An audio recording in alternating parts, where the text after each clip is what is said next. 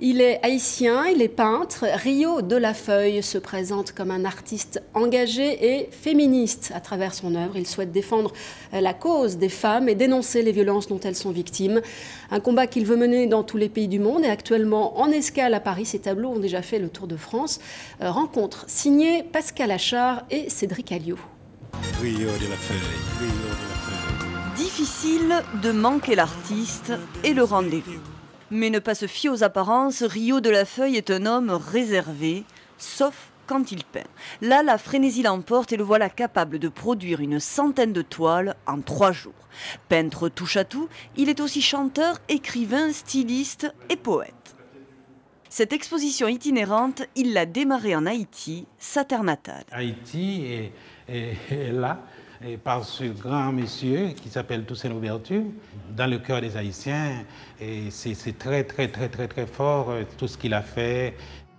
Le libérateur des esclaves et du pays, source d'inspiration, mais aussi sa grand-mère, la femme de sa vie.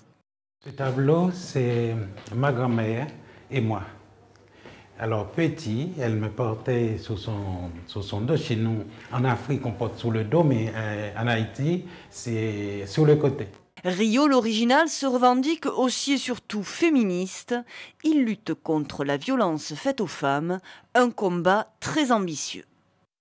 Il faut que je fasse quelque chose qui soit mondial. J'ai dit je vais partir tout seul et dans cette bataille.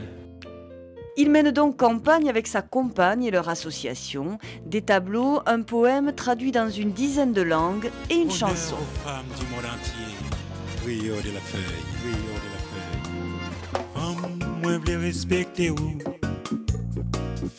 L'originalité de cette campagne, c'est d'être lancée par un homme, un féministe. La raison, c'est en fait, qu'est-ce qui l'a amené à ça, c'est son éducation qu'il a reçue de sa grand-mère, qui lui a donné envie de prendre en compte vraiment le respect, et le respect des femmes en particulier. Un message qui voyage avec l'exposition. Prochaine étape, la Belgique, Bruxelles, en novembre. Une partie de la recette des tableaux vendus financera la construction d'une école en Haïti.